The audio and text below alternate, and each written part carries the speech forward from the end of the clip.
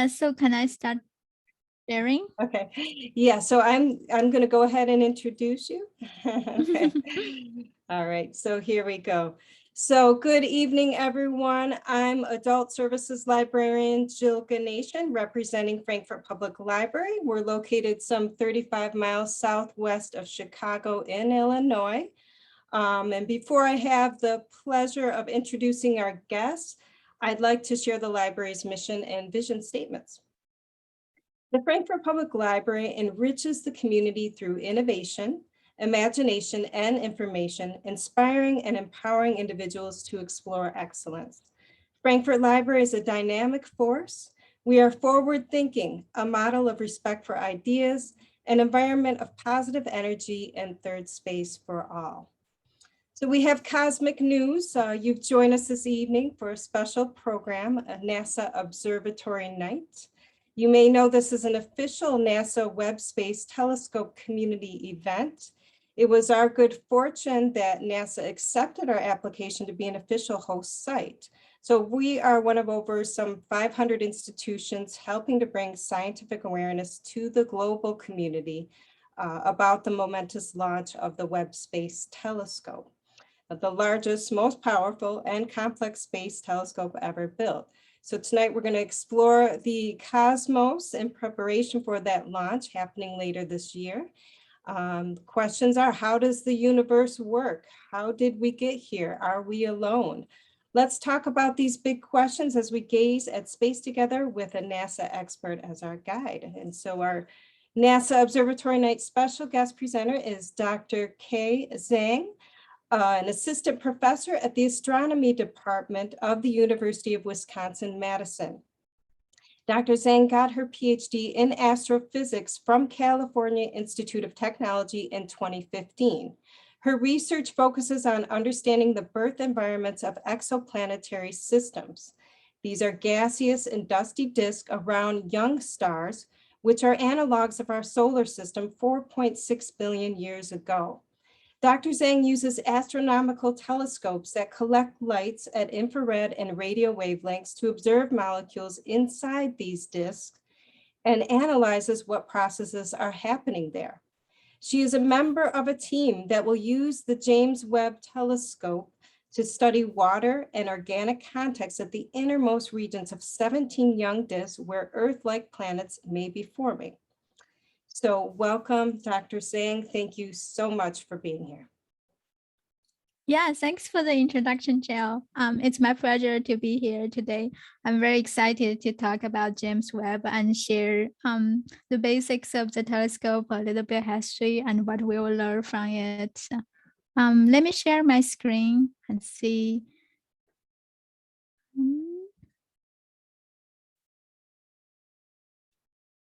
So are you seeing the slides here? Yes, I see them. Okay, great. So let me see if I can move those. Yeah, it should work. Okay, great. Yeah, so I'm pretty excited to meet all of you tonight to talk about the most powerful and exciting space telescope a human being has ever been able to launch. So it's the James Webb Space Telescope. James Webb Space Telescope is a space telescope working at the infrared wavelengths. It's an engineer marvel. So it's about 3 times larger than Hubble Space Telescope. It will help us to trace the first galaxy formed after the Big Bang, to look into the atmosphere of exoplanets. So those are planets around other stars, to see their content, whether they have enough materials for life. And so the launching of JWST is coming very soon, in December 18th. So very looking forward to it. And tonight I want to share a little bit about Webb with you.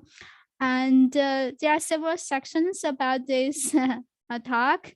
So we'll stop after each small sections, and feel free to ask questions. I think JL will help us monitoring the questions. And if you have any questions, feel free to type in the chat and we'll answer it after each small session. So first, we'll talk about, those are things we want to talk about. So a little bit about Webb's history, how Webb came to be. And as we said, Webb is an infrared telescope. So what is infrared light and why particularly interesting? We want to study those lights. And what we can learn about the universe with Webb. At the end, I'll talk about a little more details about the telescope and what you may want to pay attention to during the launch date and a couple of weeks about the launch. So basically what to look for during the launch. So NASA's James Webb Space Telescope will solve many fundamental mysteries in our solar systems and look beyond the distant worlds around other stars. And looking at the first formation of a galaxy in our universe. So why does it need to be in space and why it's specialized in gathering infrared light? Let's briefly explore its history and goals. So since 1990s, NASA has launched a series of space telescopes to study different wavelengths of light. So the most familiar one perhaps is the Hubble Space Telescope.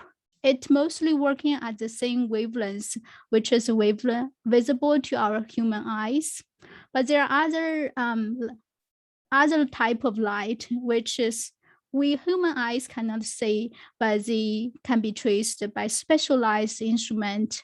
So for example, it's a Chandra Space Telescope. It works at X-ray wavelengths. So it's similar to if you need to take you go to hospital to take X-ray images. So that's the same wavelengths. And also NASA had a small space telescope working at the infrared before. It's called the Spitzer. So it just decommissioned last year. And it's a great time. So Webb will replace Spitzer but with a much powerful mirrors to looking into much more details of the universe. So this is examples of why we want to go to go back to here. So we want to go to space because of our Earth's atmosphere, some of the light doesn't reach our surface. And also even for light reaches our surface, it gets blurred by the winds and the turbulence in our atmosphere. So we have a much lower resolution view of different objects compared to what we can see in space. So this is a simple example of erupting stars. So this is a star which is just injecting materials, gaseous and dusty materials away. So this on the left is what we can see from the ground. So even with our most powerful ground-based telescope, this is what we can do because of the blurring of our atmosphere. But if you take the same image with the Hubble Space Telescope in the space, you can see how much better we can see, how much details we can see about these explosion stars. So since then, with space telescopes, we continue to know an incredible amount about the universe. So we need a telescope working at different type of light because they offer us a different view of the object in space. So for example, on the top left, you can see this Crab Nebula image taken by the NASA's Chandra X-ray telescope. You can see the powerful jet from this supernova remnant. So this supernova erupted about 1,000 years ago. And what we are seeing, it's remnant. And Chandra gives us a new view into the heart of the nebula, which is left after the supernova exploration. On the top right, you can see this image taken by the Spitzer Space Telescope. What we are seeing here, it's a very massive young star, which is under its formation. If we look at the same region in the visible range, we won't be able to see much. It's because the star is surrounded by so much dusty materials. But in infrared, we can look through those dusty materials to looking at the star itself. So you can see this massive stars it's forming, and it's also making a shock-like features in its surrounding material. So this shock is something like if you are on a boat and if travels through waters, you can see the ripple of waters. So it's similar things. At the bottom, this is a dying star. So this image is taken by Hubble. So this is a dying star at the center, and it blows away a huge amount of dusty and gas-rich materials. And we can see the different colors are excited by different elements. So it's just spectacular to see those images. On the right, on this bottom right, so this is a composite of image of the same object taken from different telescopes. So what we are seeing here is there are two galaxies. So they are colliding with each other. So they are in the process of merging into a larger galaxy. So you can see different colors here. So the yellowish color is the image taken by the Hubble Space Telescope, tracing mostly stars. And the reddish part is the emission from infrared, so taken by Spitzer Telescope. And the bluish, very cloud-like features, so they are taken by X-ray, tracing very hot gas surrounding those galaxies. So different telescopes give us different information about the same object. So we want those multi-wavelength observatories in the space so we can understand the nature of different objects much better. So we have shown you a few of the objects that are closer to the Earth. But what about those that are very far away? So in particular, what do the earliest galaxy in the universe look like? So one view it stands out frequently is the Hubble Deep Field. So what you are seeing here. So this is basically the Hubble Space Telescope looking at a dark patch of the sky continuously for about a whole month. So it just continues taking the light, collect those light together. So even for this small patch of sky, people start to counting how many galaxies we can see in this just a small angle of sky. So it turns out that we can see about 10,000 galaxies. So this is looking into the whole cone of the universe. Some of these galaxies, they are formed very earlier in the universe because the light takes time from those galaxies to reach us. So some of them already formed just a few hundred million years after the Big Bang. But even with Hubble, which is our current most powerful space telescope, we won't be able to say the earliest galaxy formed after the Big Bang.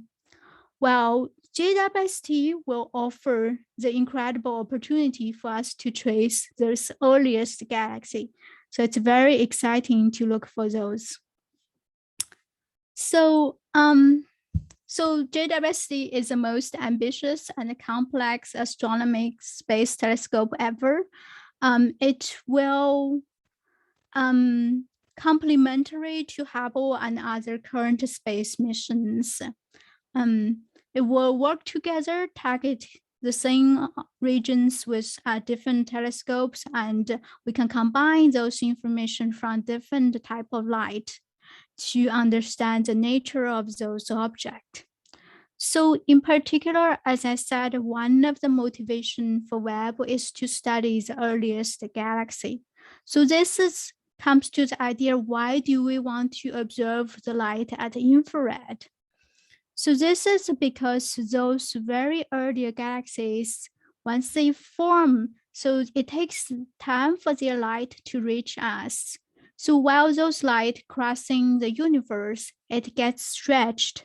Initially, those light are emitted at ultraviolet and visible range. Once it crossing the universe to reach us, it gets stretched to infrared light.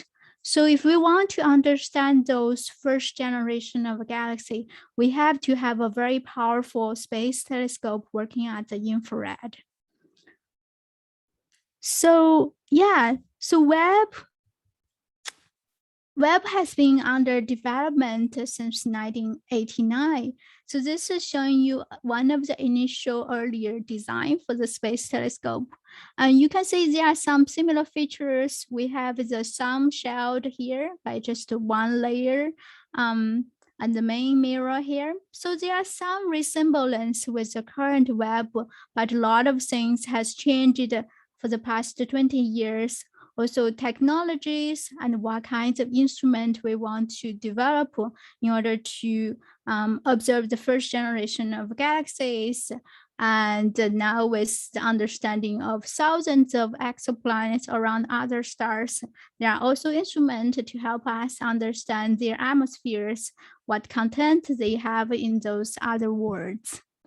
So before I move into the next session, I want to stop here, see if you have any particular questions before we talk about infrared light.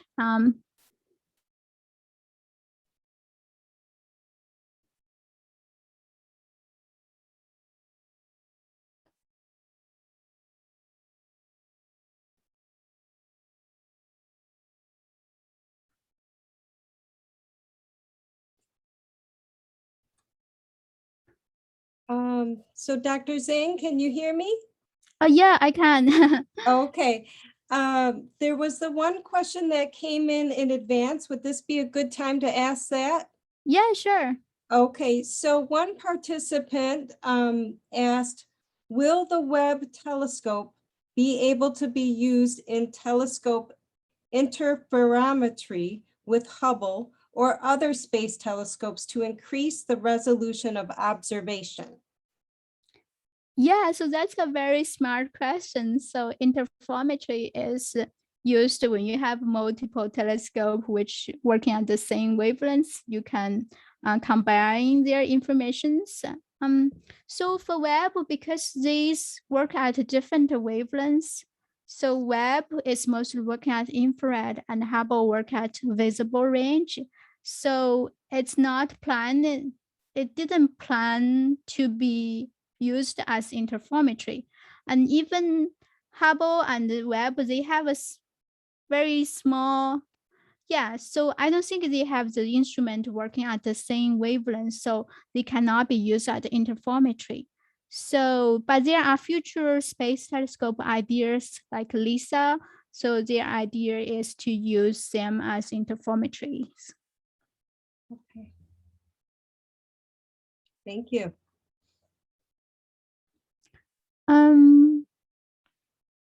I see there's a question in the chat, Jill. You know,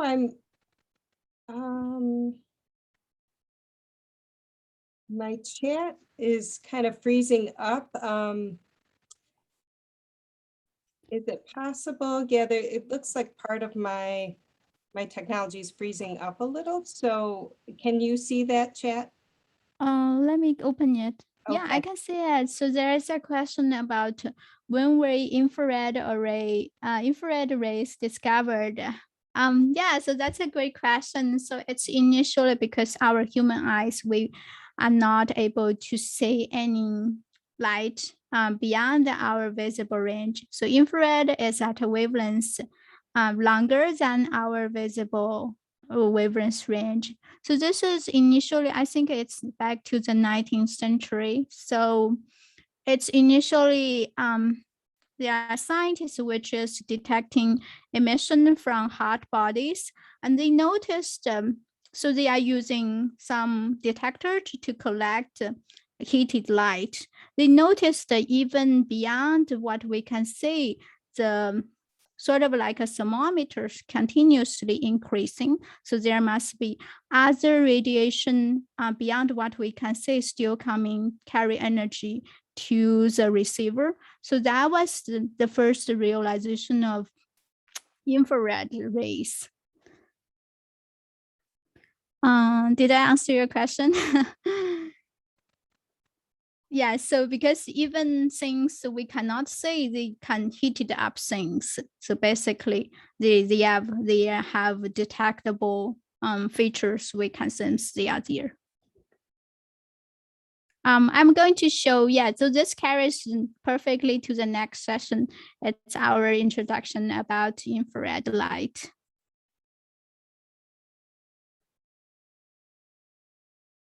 Yeah, so there's a question, is a shift in infrared over time due to Doppler shift? Yeah, so because the universe is continuously expanding, so you can think about a balloon. So when you blow it, so things on the surface, it's getting larger and larger from each other. So that means the distant galaxies, they are moving away from us. So when things are moving away from us, their radiation, the wavelengths of their radiation get redshifted. If things are moving towards us, their radiation get blue shifted. Yeah, so that's a very nice question. Thank you. Anyone else wants to ask a question? Thank you, Dr. Zhang, for taking those questions. And regrettably, I'm still not seeing my chat. So I think I'm having a bandwidth issue. So, but we'll carry on. It seems like everyone else is doing just fine. I can see your screen beautifully. So, but my apologies, I'm not able to read the chats at the moment. Yeah, no worries. I can take an eye on the chat. Okay. Yeah, so let's move to the next session about infrared light. Okay. So as we said before, so Webb works at infrared wavelengths, which is beyond the rainbow of light, what our human eye can see. So actually our human eye, what we can see is just a tiny portion of the total range of light. So in science, we usually call it electromagnetic spectrum. So telescope can be engineered to detect light outside the visible range to show us otherwise hidden region of the space. So Webb is specially designed to detect near infrared and middle infrared frequency light.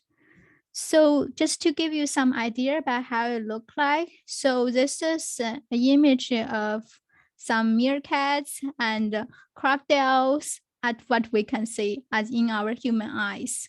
So if we look at the same thing at infrared, so here, so this is how it looks like. In infrared light, we see different details. You can see those meerkats, they grow dramatically. So that's because their body temperature is much warmer than the surrounding environment. So we say they are much brighter compared to the environment. While the freshwater crocodile, it's fainter compared to, so it's less bright, the contrast compared to meerkats to the environment. So this probably tells us this particular crocodile had been staying in the pool of water long enough, so its body temperature it's only slightly higher than the surrounding water. So the contrast is much lower. So infrared is a type of light, can give us different informations. So basically everything is growing in light, even if we cannot see it with our eyes. So many things like our computers, humans, animals grow, they just glow in infrared light. So in particular, you can see this example here. Suppose you are a firefighter, you are going to a very smoky regions. So here it's very hard to see anything because those smoky particles, they just scatter the visible light away. So what we see, it's a very blurred area. It's hard to see far inside the area. But now if you have an infrared goggle, you turn it on, you see a totally different world. That's because infrared light, it can penetrate through those small smoky particles, and you can see the glowing light from human in this image. So you can also see the oxygen tank, it's much darker compared to human body. So that's because its temperature is lower and our human body is just glowing at infrared. So this is the whole electromagnetic spectrum. As you can see, this tiny portion here, it's what our human eye can see. And this is mainly where the Hubble Space Telescope is designed to work on. And for Webb, it covers a much larger wavelength range, so which is here, from near infrared to middle infrared. And previous generation infrared space telescope, it worked at a slightly longer wavelength, so it has some overlap with Webb. But the Spitzer was a much smaller space telescope, so 10 times smaller than Webb. So Webb is a revolutionized space telescope. Okay, so be specialized in infrared light. Webb will be able to see what's behind the dust we see everywhere in the universe. So it's like the firefighter cases. When you turn on your infrared goggle, you see a very different world. So this image is, this one, it's visible image taken by the Hubble Space Telescope. So Hubble, it works a little bit on the infrared. So this is Hubble's image at infrared. Immediately you can see how many more stars you can see, right? So this is, many of them, it's hidden behind those dusty cloud. And now you see thousands of stars in this image. So that's because working at infrared, it's much easier to see through those dusty clouds. So on the right, we see one image from Spitzer at the same object. So you noticed this dusty cloud is also glowing at middle infrared, but those images are much lower resolution compared to the Hubble images, right? So we are not able to see much details in the Spitzer telescope. This is because Spitzer telescope was a tiny telescope, only 60 centimeter in diameter, and Webb is 6.5 meter in diameter. So with Webb, we can take images at the same resolution as the Hubble images. So we will be able to see those beautiful details of those the molecular clouds, the places stars are forming.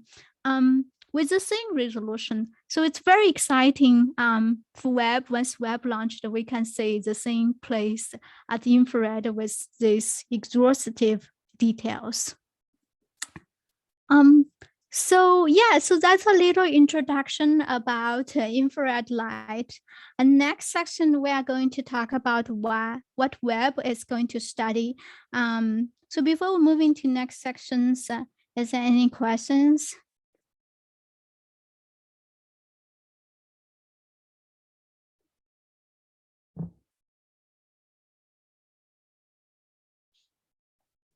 I would just like to say those images are so beautiful.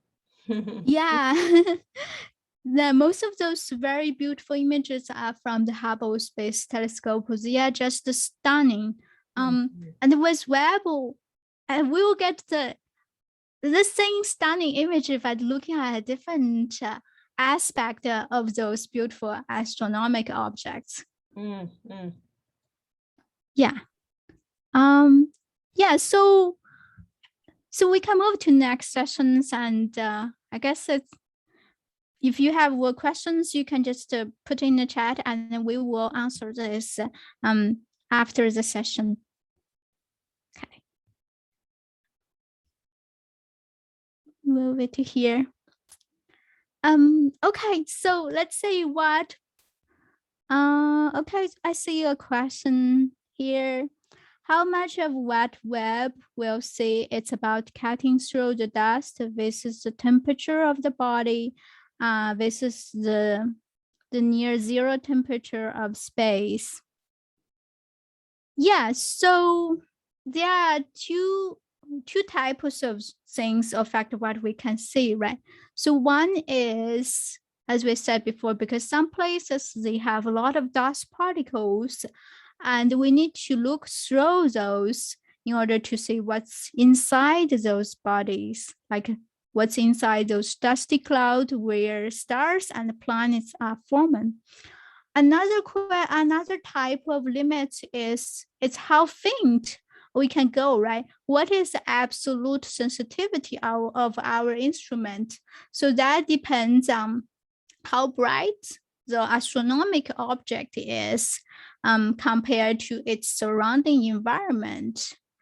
So this is related to how bright the background is, how bright the source is. So even in the space, we have an absolute background, which is around 3 Kelvin, about the absolute zero temperature. So that is the cosmic microwave background.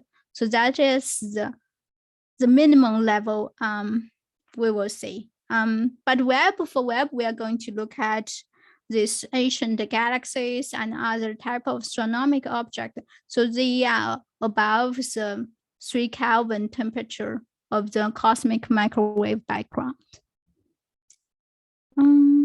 Okay, I hope that answers your question. And let's look at what Webb can study. So there are 4 types of sciences Webb will be revolutionized. So one is about the earlier universe. So we are going to study the light, capture light from the first generation of galaxies in the early universe. So, and Webb also going to help us map how galaxies change over time. And also how stars form, live, and die.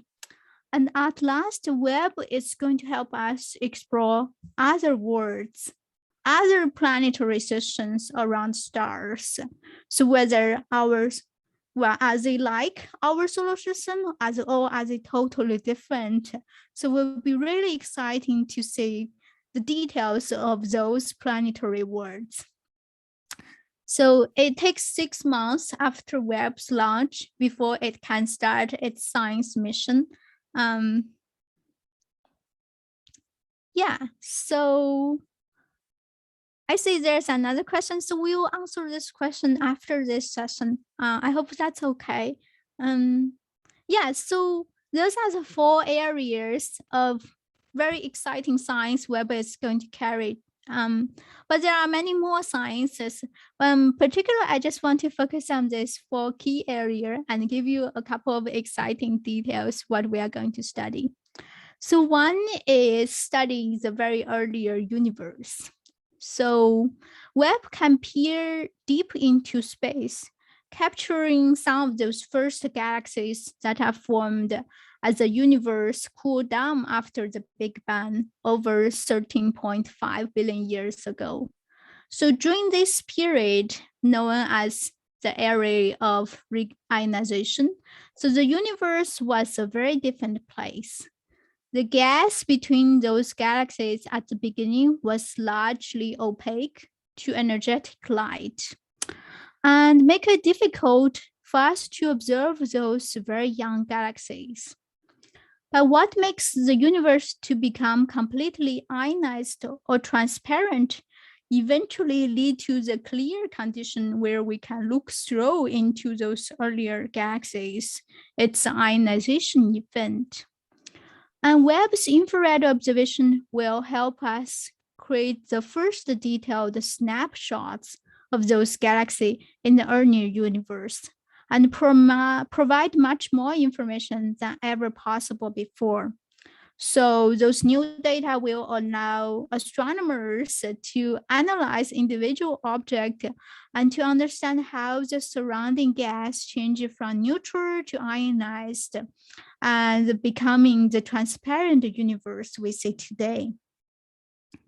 So let's move into the next slide.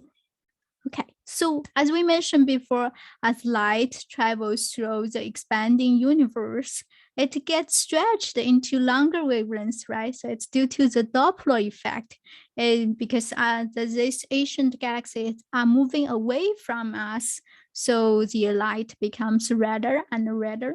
So initially, those light are from ultraviolet and visible. When they reach us, they will be in infrared. So that's why we definitely need Webb working at the infrared and very sensitive to detect this very extremely distant galaxy, because we need the precision to be able to see them. And besides, so this is a galaxy observed by Hubble. So there was something. Oh, excuse me. I have some echoes here. There we go. I'm just problem solving technology. I have good news that I can see the chat now, so I can help facilitate questions. So pardon that disruption. I was just working with this other device to try to enable these features again. So my apologies, Dr. Zhang, but I am prepared to read some of these questions in the chat now. Yeah, that's great. I'm glad you solved the problem. Somewhat.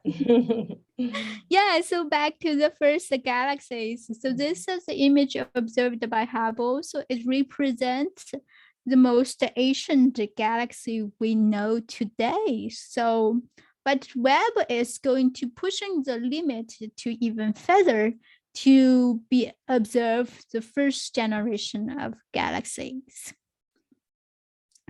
So we will see. It's coming in about a year. I'm very excited to see what we will learn. And besides to know the oldest galaxy, we can also study galaxy at different ages. So we by viewing the universe at different distance and eras, we have evidences that galaxies change over time. They grow, they collide, and they merge with each other. So the most distant earliest galaxy we have seen tends to be smaller and less structured than what we are seeing today in the nearby universe. But we don't know the whole picture. We don't know the earliest galaxy, and we are missing many detailed study crossing different time. So Webb, because it observes galaxy with very high sensitivity and it crosses a range of infrared wavelengths, so it will help us to get the essential insight to see how galaxy evolves across the cosmic time. So this is great. Webb's observation will be added to Hubble's. So we can know more about dust, stars, galaxy over the cosmic time, and to understand the history of galaxies, black holes, histories of stars. So let's move to the next part is what Webb will also help us know. So besides galaxies, which has billions of stars, we can also look into much details about individual stars, how they form and live and die. So those are also images from Hubble. And we said before, Webb is going to provide similar spatial scale at infrared light. So you can see there are many dusty materials around. So those cocoons are birthplace of stars.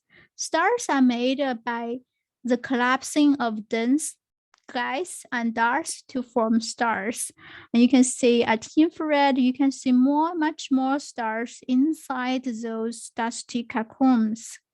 And with Webb, we can see through into those dusty crabs much better compared to Hubble, and to understand the history of how stars form and how they die.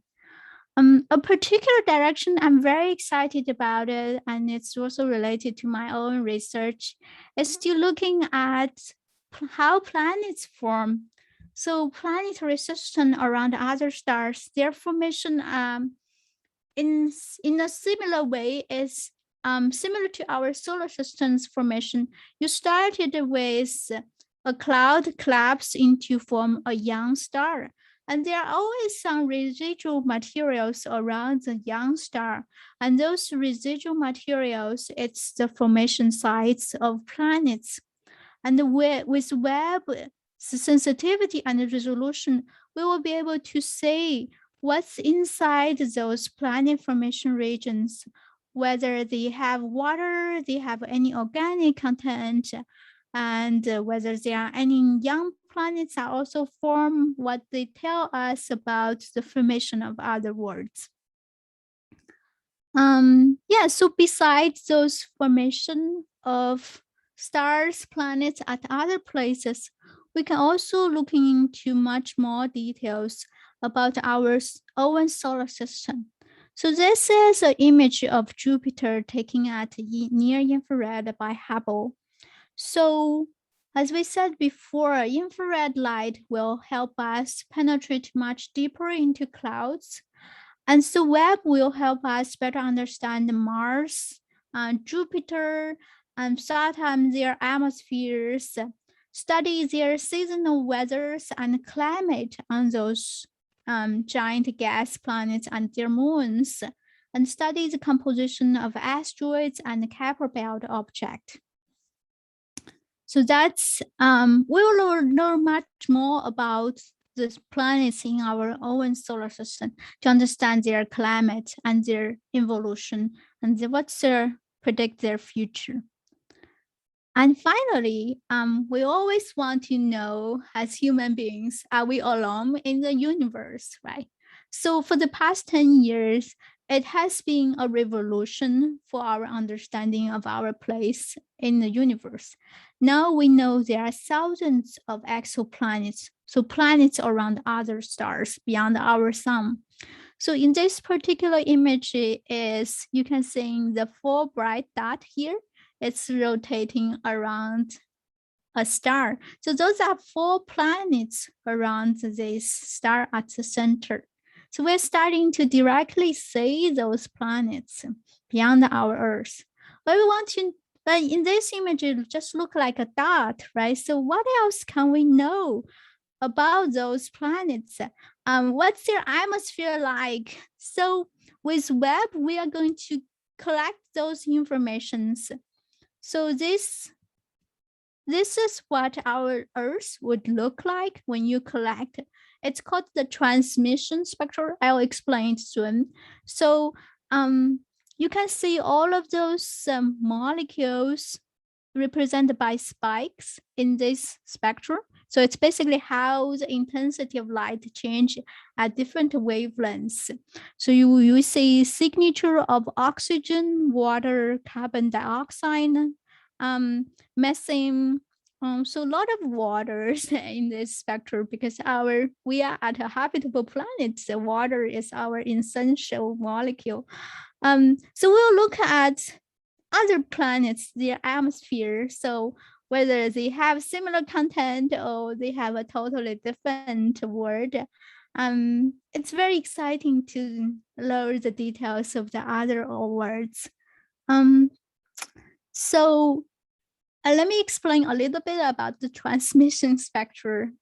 So transmission spectrum is we can observe the stars spectrum, and the exoplanet when if we add a good geometry, so exoplanet will pass in front of the star, so passing on our line of sight. So we can subtract the stellar light in the spectrum when the exoplanet is passing through the star just in front of us, and we compare the difference of when the planet is not in our line of sight and just the stellar spectrum, and we take the difference and we can know what's in the planetary atmosphere. So it's a very cool technique, but it requires very sensitive telescope to do it.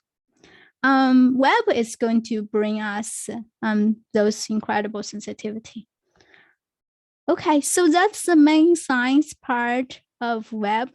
there are many more science Webb can do, and this for just the highlights to show the very exciting science Webb going to do. Jill, you want to monitoring the Yes, lesson? yes, I'm honored and delighted to do that again. I am doing it from another device, but I can see the questions. One came in. You said that the Webb telescope will have a similar resolution to HST. Given the advancements in technology since the HST was launched, I would assume that it would be possible to deploy a higher resolution telescope. If this is true, was the resolution set for a specific reason? This comes from Paul. Yeah, so that's a great question. So, of course, there are a lot of development on the detector sensitivities. So Hubble was launched in 1990, so it's almost 30 years ago. But there is an absolute limit on how good we can resolve astronomical object. So that depends on the size, the ratio of the wavelengths we are doing the observation, and the diameter of the mirrors of the telescope. So that defines the absolute limit. So that's fundamental physics. So that the wavelengths divided by the diameter of the telescope defines the absolute limit of how well we can see, how much detail we can see in an object. So because Webb is working at infrared wavelengths, it's longer wavelengths compared to Hubble, but Webb is also 3 times larger than Hubble. So considering the wavelength difference and the size difference, so Webb is going to do similar resolution as Hubble. Yeah, so that is the reason. But Webb, so the sensitivity of Webb is going to be very good, although it's not a direct comparison to Hubble because it's working at different wavelengths. Excellent. Yes, and then someone asked, will there be cross analysis between images captured by Hubble and images captured by JWT? This is John asking, what's the anticipated lifespan of the JWT from a technological perspective? Yeah, so there's definitely need to be cross analysis between Hubble Space Telescope observations and the JWST observations, because we want to study the same object at different wavelengths so we can understand the different aspect of it, right? So there's definitely going to be combined results. And also for some like time sensitive observations, there will be collaborative effort to use Hubble and Webb to observe the same object at the same time. So we'll know exactly what's happening at that time. Yeah, so there's another question about the anticipated lifespan of Webb from technological view. So the current expectation is Webb has 10 years life.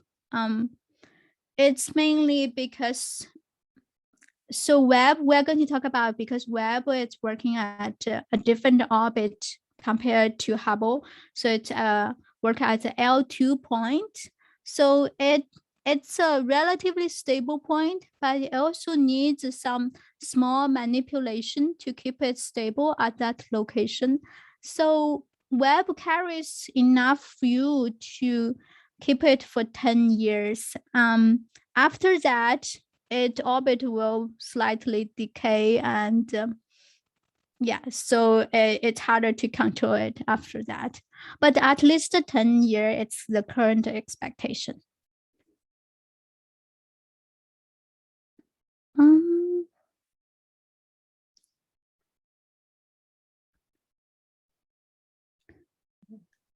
Okay, I assume, yeah, so let's move to the last part and you can continuously ask questions.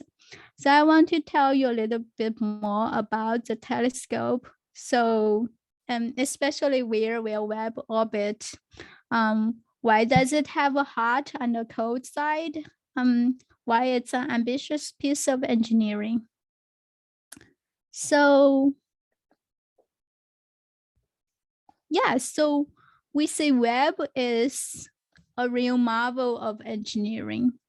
It has many innovative and powerful new technologies. Examples including the special optics to align the mirrors. So you can see the Webb's main mirrors, it has several pieces instead of a whole mirror. So this one reason is because Webb is a 6.5 meter telescope, and there is no big shadows, space spheroids, which is big enough to carry Webb as a whole piece. So we have to fold the mirror in some shape. So it comes with those small pieces. And once Webb in the space, it will unfold. And we need a very high position for those small mirrors to align with each other to form a perfect big mirror. So there are technologies to align those mirrors in very high positions. Yeah, so another special new technology of Webb is Webb. It has a special instrument, carries detectors, which can capture and separate light from hundreds of sources at once.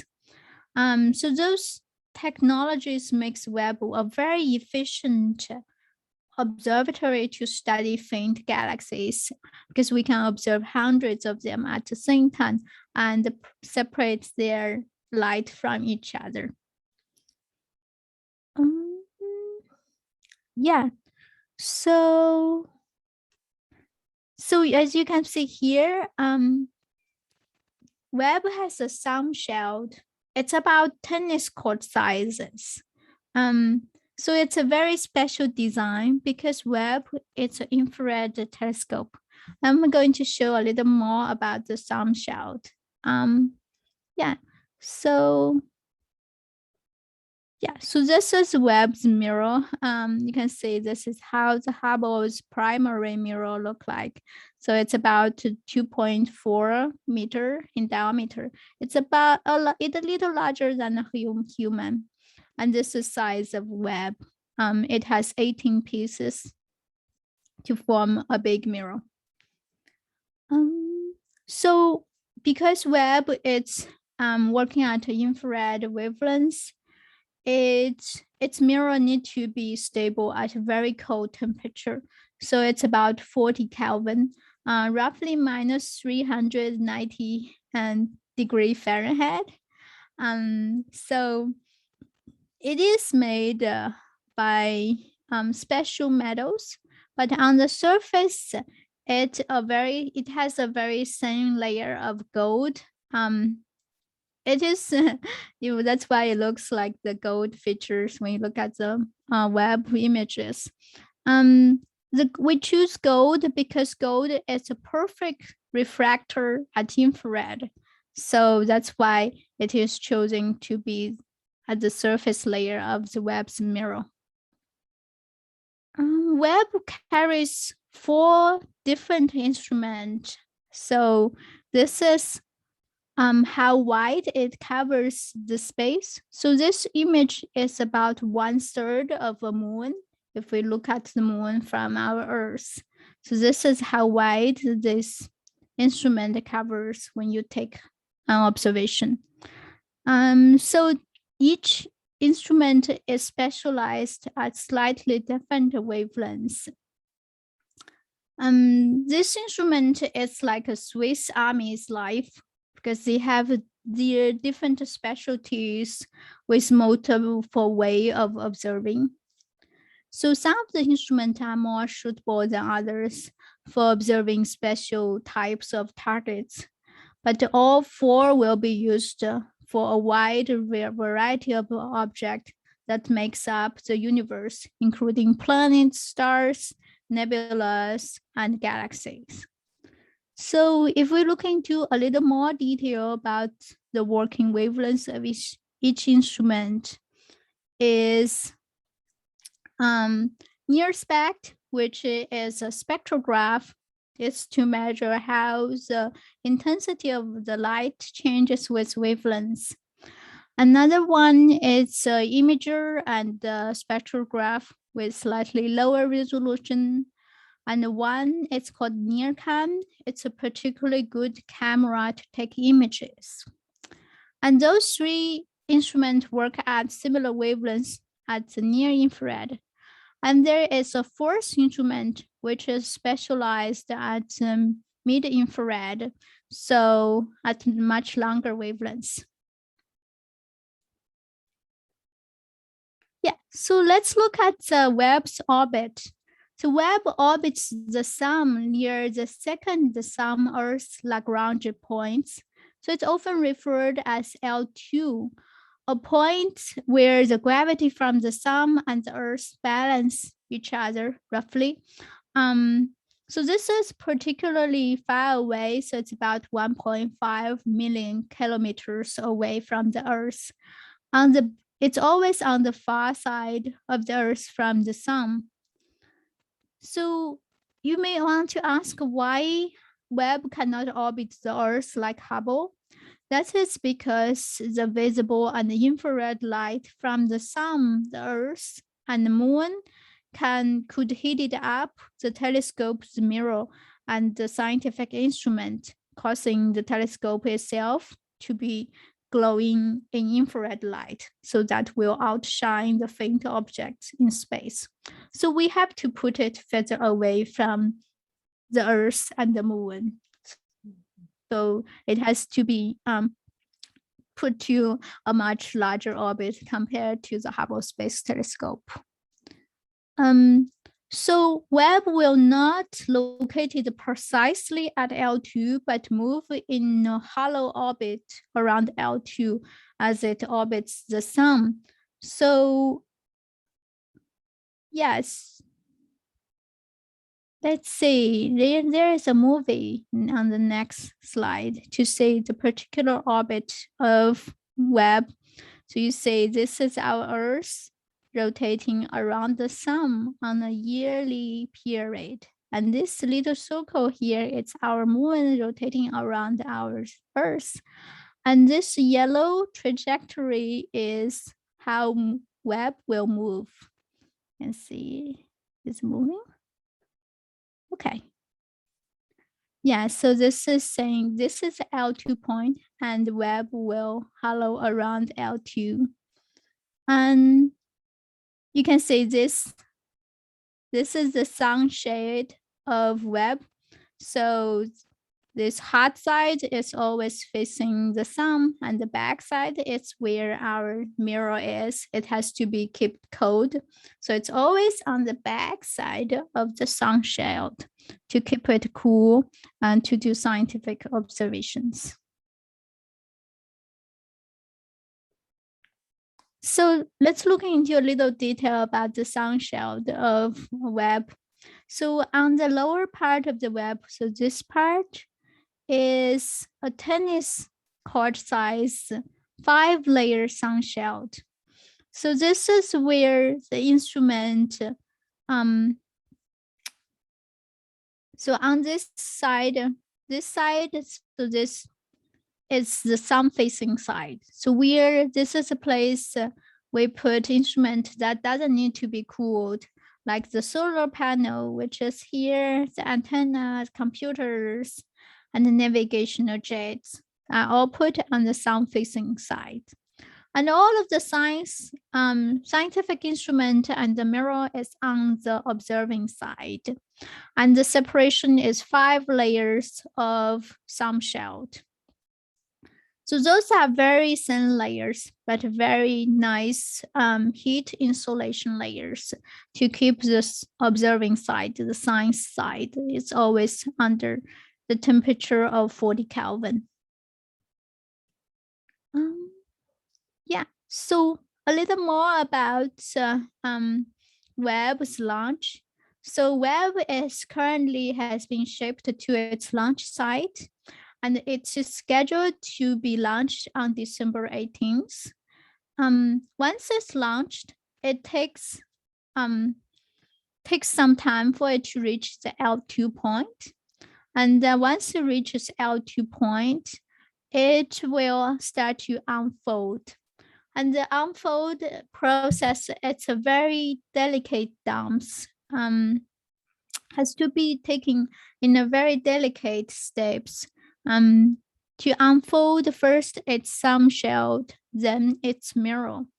And then it will start to do some testing to see how well the mirrors aligned with each other. And then starting to test, it's doing some initial observations.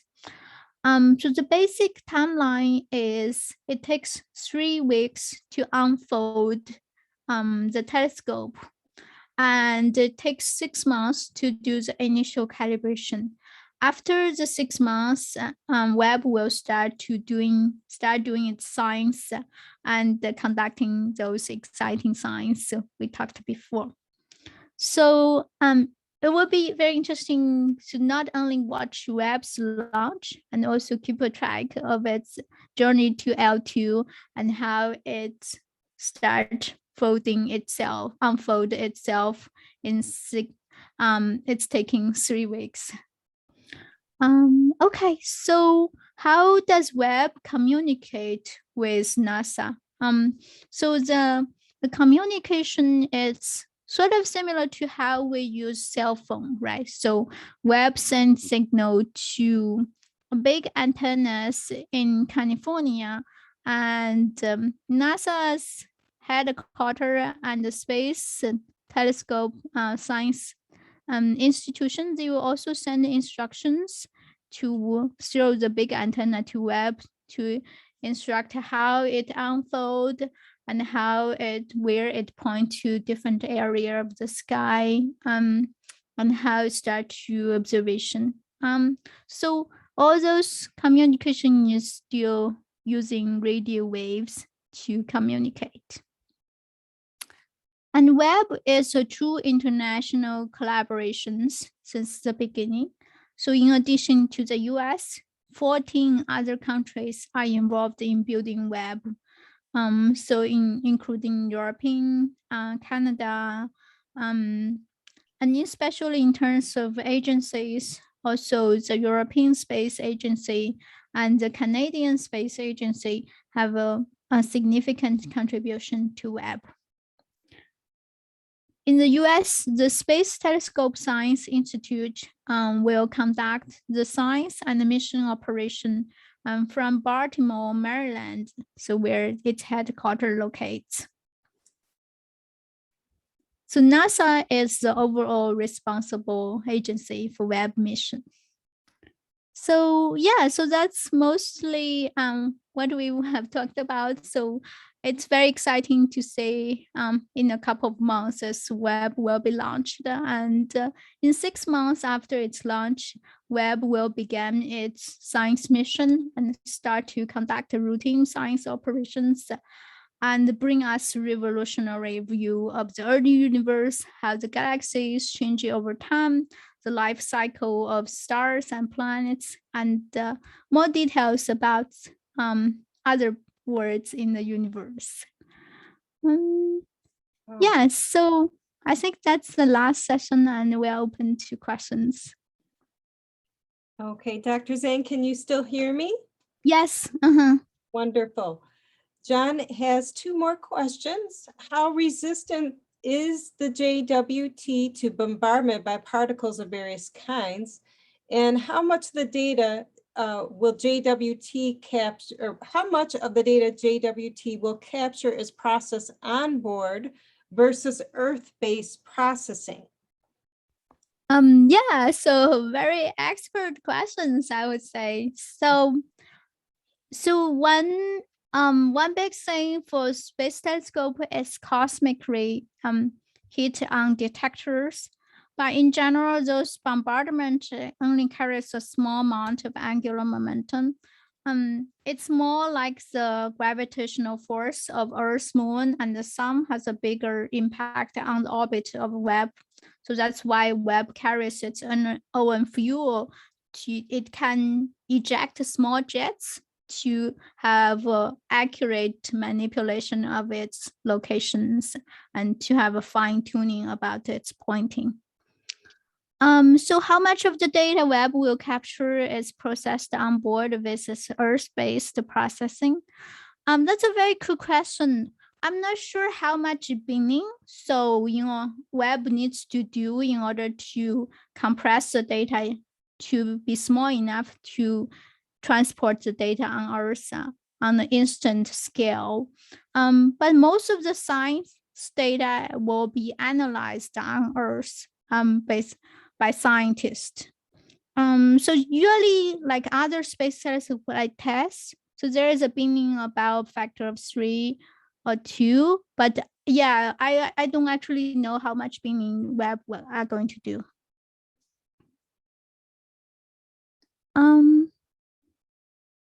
And you'll see a comment came in from Paul. He said, thank you very much for taking the time to review this with us. It was very informative and I learned a lot. Yeah, thank you. It's my pleasure. I'm very excited to talk about Webb, and I think it's our humans' IPs to look onto the universe, right? It's very exciting time. I feel privileged to be born at this time when we can explore the universe in such detail and to look into details of other worlds.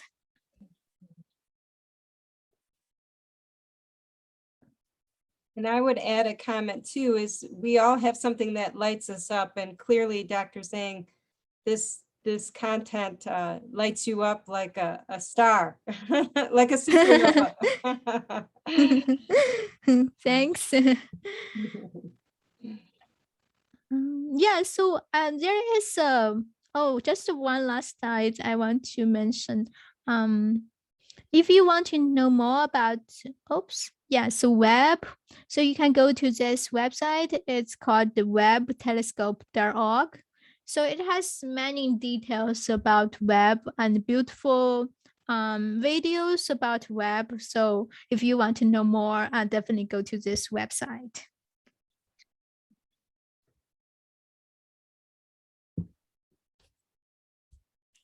Okay, and I would put that in the chat, but regrettably, I'm having a little freezing with this computer, but not enough where it stopped the program or the recording.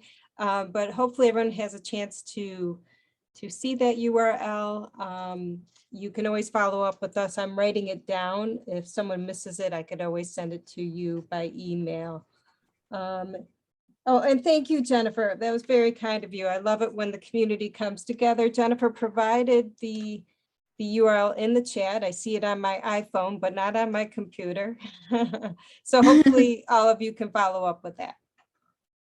Yeah, it has a lot of information there. I think it really going to depths. Wonderful. Wow. You have any final comments, Dr. Zhang, about anything about life outside of planet Earth?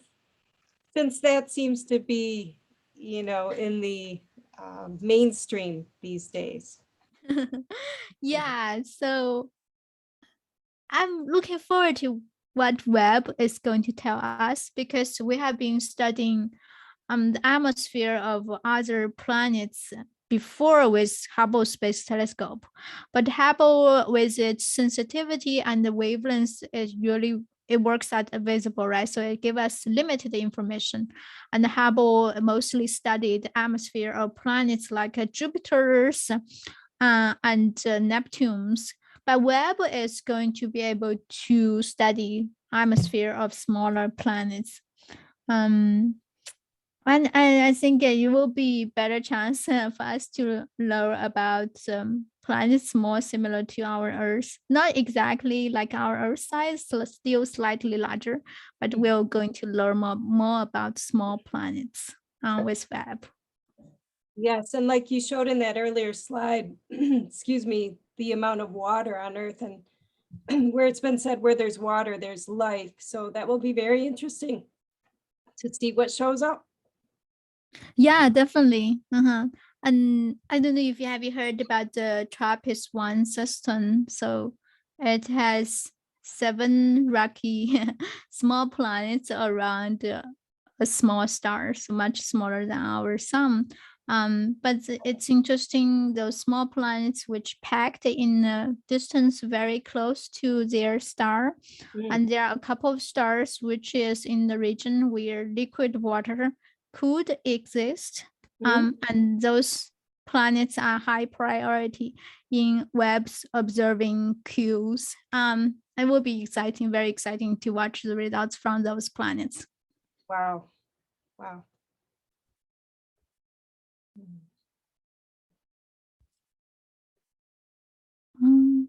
I'm not seeing any more questions coming in through the chat.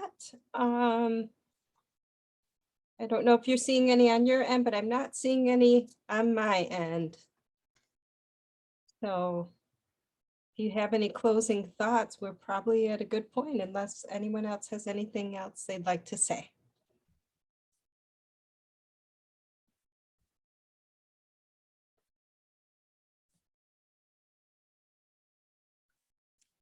Yeah, I would say I'm really happy spending the night with you talking about Webb. I would say watch out the launch date. Looking forward to the revolutionary science Webb will bring us. Wonderful. And Frankfurt Public Library is just thrilled and to offer this program to raise the awareness. It's been our deep privilege to host you and to offer this to our dear public. So thank you so very much, Dr. Zhang. I'm going to officially end the recording.